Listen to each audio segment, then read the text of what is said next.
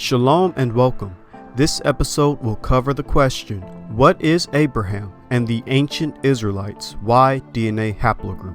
We will specifically speak from the perspective of the paternal descendants of Abraham, because I'm aware that other lineages and haplogroups could have been among the Israelites, but for this video, our main goal is to look for the direct bloodline lineage of Abraham and his descendants. What will be their haplogroup? With that being said, what is a YDNA haplogroup? A Y chromosome is passed down from father to son. According to livingdna.com, titled What Are Haplogroups? It reads, the paternal haplogroup relates to your Y chromosome. And since that is a sex determining chromosome for men, it is passed down from father to son. This is the perfect tool to use when trying to determine paternal lineages. Therefore, if we're looking for the YDNA of Abraham and his descendants, we have to use haplogroups. Abraham's Y chromosome would have been passed down to his son Isaac, to his grandson Jacob, whose name was changed to Israel, and then the Israelites themselves, who paternally descend from Abraham and will carry his YDNA haplogroup. With that being said, let's look at the first and one of the best candidates, in my opinion, for Abraham and the Israelites' YDNA haplogroup. The next possible candidate that Abraham and the Israelites could be is haplogroup E-M35/E-M215. One method we can use to determine the haplogroup of Abraham is by looking at subclades of the ancestors of Semitic populations, like the Natufians, and look at people who claim descent from the 12 tribes of Israel. One subclade of haplogroup E that Abraham could have been is a downstream of E-M35. E-M35 was found among the Natufian remains. The reason why finding E-M35 among the Natufian remains is important is because the Natufians are the ancestors of Semites. According to In Hot Pursuit of Language in Prehistory, it reads, this paper makes an additional inference since there is archaeological and physical anthropological reason to believe that the Natufians were related to modern Semitic-speaking peoples of the Levant. And according to Cambridge University, it reads, given the modern distribution of Semitic languages over the area in question, which belong to the larger Afro-Asiatic family, it seems appropriate to suggest that these first farmers of the Levant and their Mesolithic predecessors, including the Natufian culture, were speaking a Proto-Afro-Asiatic language. It may be that Proto-Semitic continued to develop within the Levant and Syria area, since both Ebalites and Akkadian early Semitic languages are there attested earlier, the former around 2400 BC.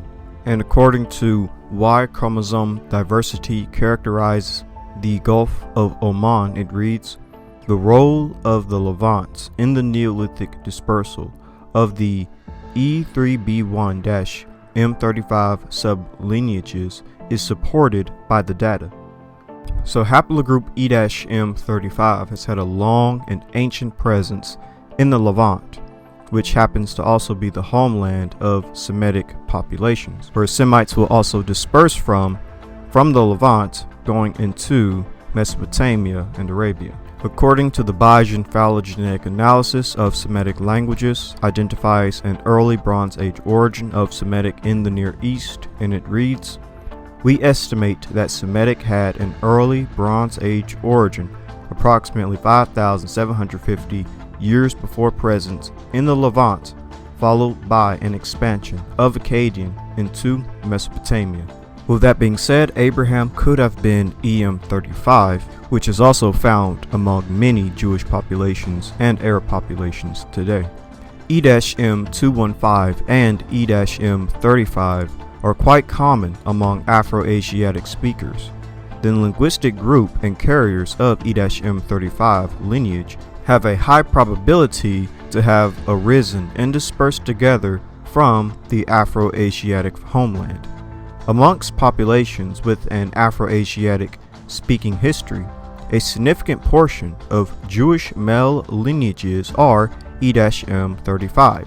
Haplogroup E-M35, which accounts for approximately 18 to 20% of Ashkenazi and 8.6% to 30% of Sephardi Y chromosomes, appears to be one of the major founding lineages of the Jewish population. According to YDNA research studies of rabbinical lineages and their importance to Jewish genealogy, it reads, "The following data tables the figures summarize the data presented for each of the 13 rabbinical lineages in the previous section. Table 6 provides a summary of the defining haplogroup and subclade that is associated with the YDNA genetic signature for each of the 13 rabbinical lineages and the number of descendants tested and found to match the YDNA genetic signature." So down below, as you can see, table 6, defining haplogroup and subclade for 13 rabbinical lineages.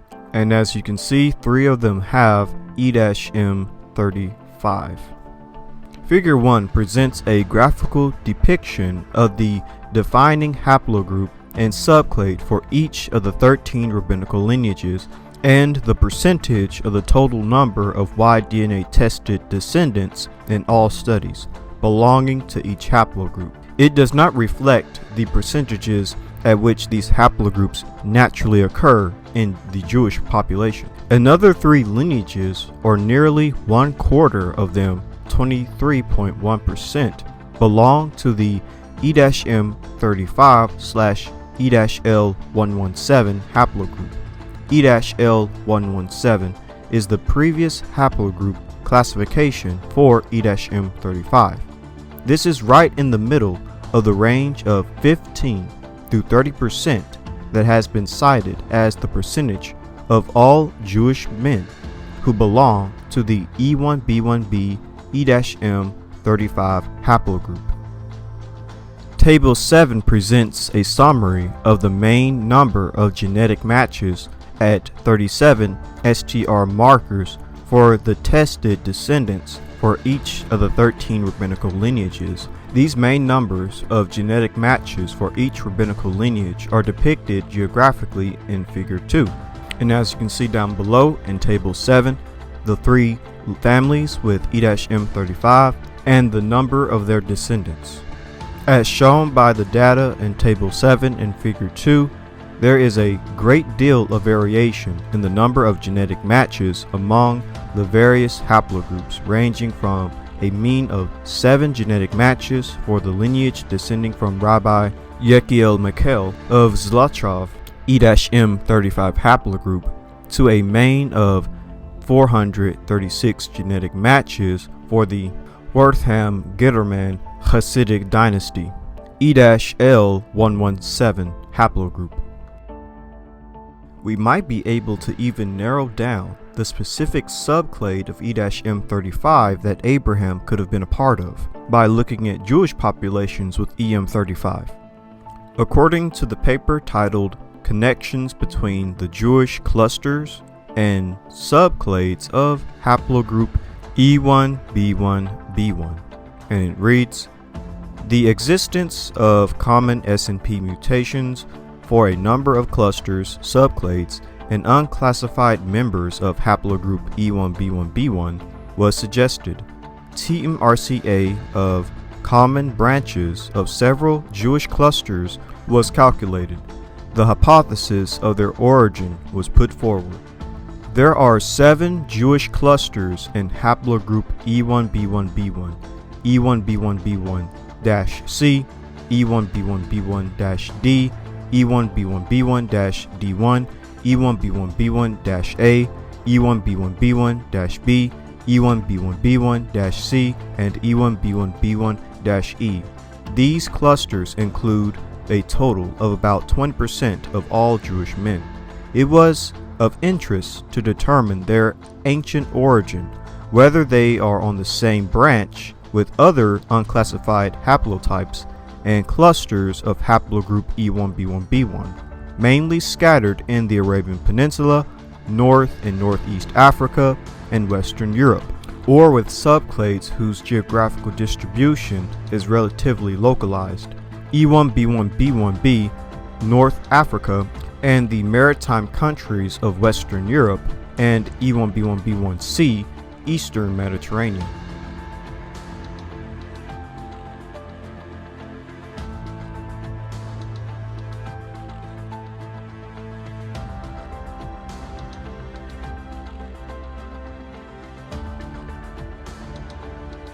The common ancestor of cluster E1b1b1-A and E1b1b1-B and a number of unclassified haplotypes of E1b1b1 lived 2,840 plus minus 920 years ago.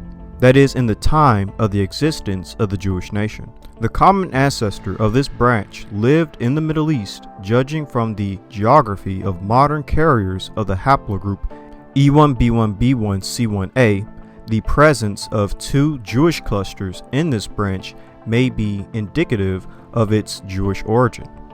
The common ancestor of cluster E1b1b1c1-D1 and the main branch of cluster E1b1b1c1-D2 lived 5,000 plus or minus 1,500 years ago.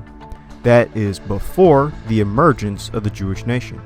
Judging from the geography of modern clusters of haplogroup E1b1b1c1, the common ancestor of this branch also lived in the Middle East, and its origin could be a Canaanite.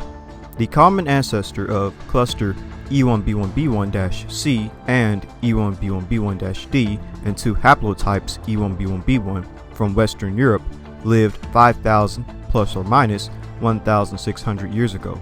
The presence of this branch of two Jewish clusters and non-Jewish from Western Europe, as well as the origin of the haplotypes of the parent branch in the Arabian Peninsula, North Africa, and Western Europe, makes it impossible to draw a conclusion about the place of its origin. According to the paper titled TMRCA of Large Jewish Clusters of Haplogroup E1b1b1, and it reads, TMRCA of Jewish clusters E1b1b1 C1a-B and E1b1b1 C1-D1 has been updated based on the structure of their trees.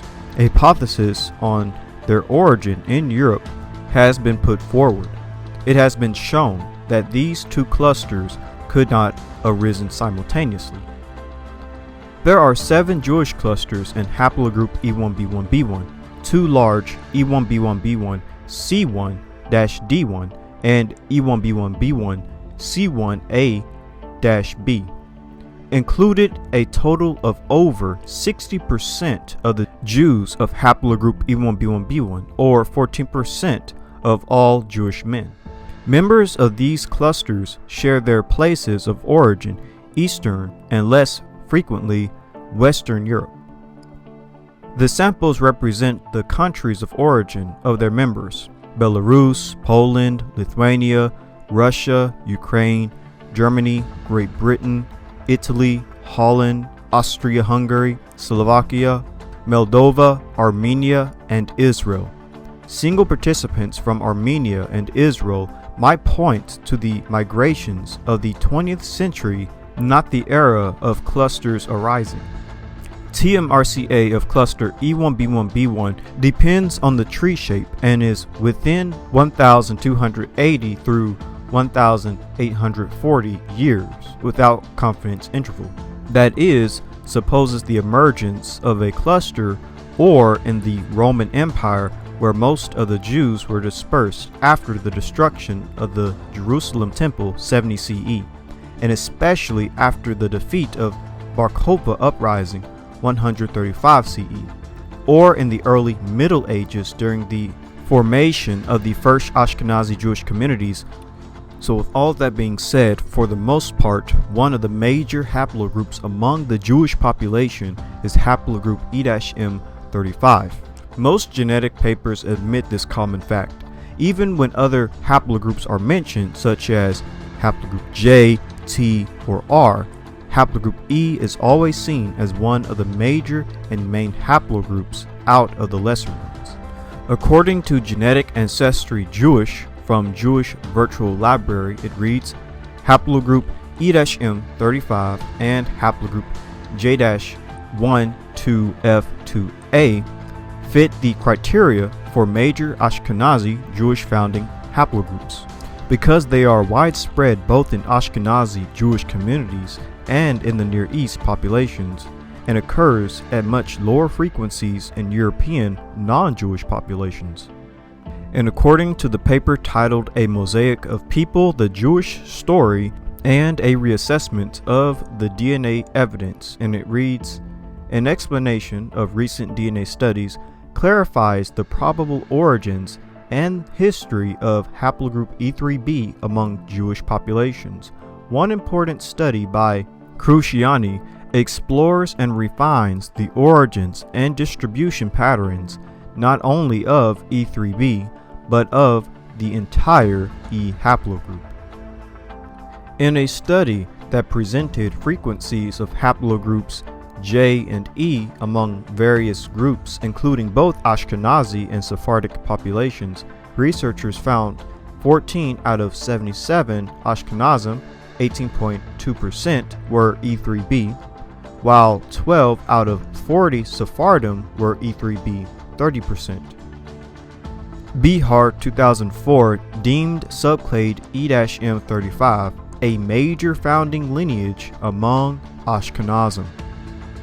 And according to the paper titled Contrasting Patterns of Y Chromosome Variation in Ashkenazi Jewish and Host Non-Jewish European Populations, it reads, para group E-M35 and haplogroup J-12F2A fit the criteria for major Ashkenazi Jewish founding lineages because they are widespread both in Ashkenazi Jewish and in Near Eastern populations, and occur at much lower frequencies in European non-Jewish populations because they have similar distributions as these major founder lineages.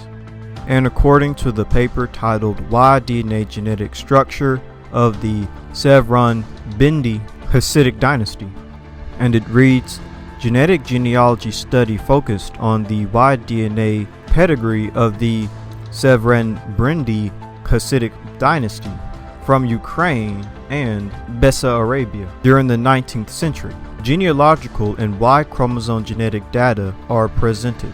All patrilineal descendants of the Wertham Gitterman rabbinical lineage share the L117 SMP of YDNA haplogroup E, previously described as E-M35 in the literature. Essential to determining the unique YDNA signature of a particular rabbinical lineage is the terminal single nucleotide polymorphism, SNP, which defines the haplogroup to which descendants of the lineage belong. In addition to having a high percentage of standard YDNA markers or short tandem repeats, STR, allele values in common. Another YDNA characteristic that all descendants of the Wertham Gitterman rabbinical lineage share is that they all belong to the E-L117 haplogroup.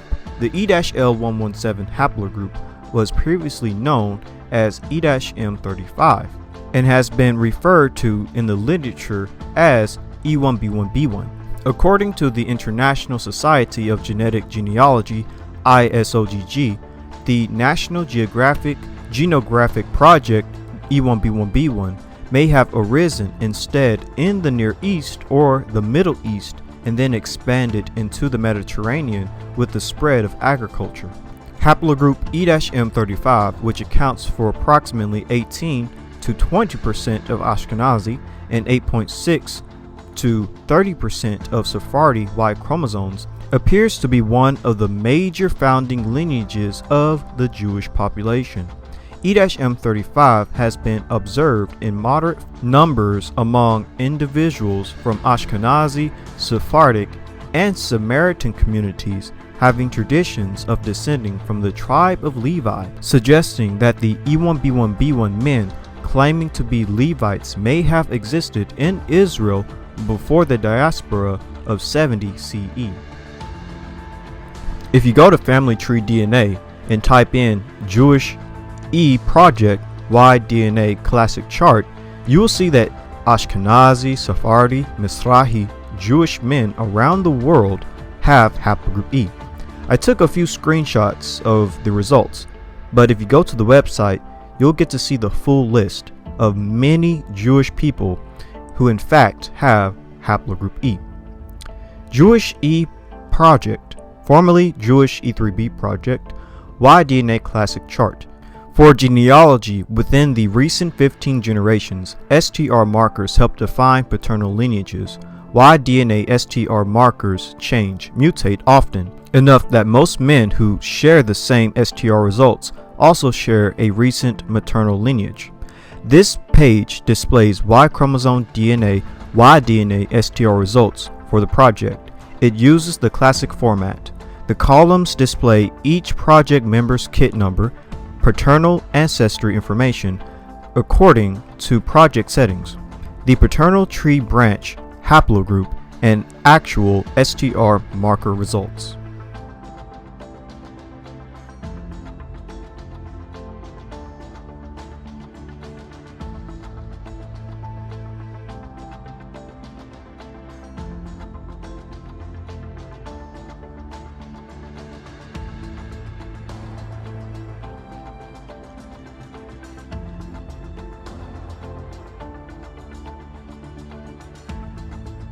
What's also fascinating about E-M35 is that it's not only seen among the Jewish population, but it's also seen among the Arabian population as well. If you type in YFull Y-tree-M35, you will find a map that illustrates a very high distribution of E-M35 in the Arabian Peninsula. Haplogroup E among Arab populations such as in Egypt can reach as high as 68.6%. Arabs in the Jordan of the Dead Sea can reach as high as 44.5% of haplogroup E. Then Arabs, Palestinian Christians can reach up to 31.8% of haplogroup E, and the list goes on. As a matter of fact, according to the paper titled The Genomic History of the Middle East, you can find many United Arab Emirates, Yemeni, Saudi Arabian, Iraqi, Iranian, Bedouin, Syrian, Jewish, and many other Middle Eastern populations that carry haplogroup E, and these E clades have been in the Middle East for thousands of years, according to their TMRCAs. As a matter of fact, if you type in Tufian's DNA YDNA Classic Chart, you will find a list of various Middle Eastern populations with haplogroup E.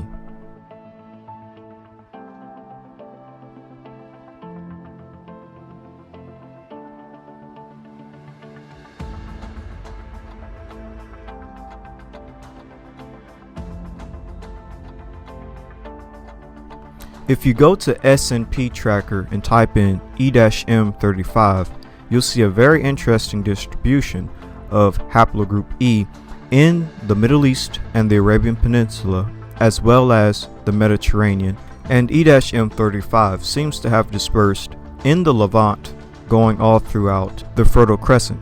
With that being said, Abraham and the Israelites could have been a downstream of E-M35.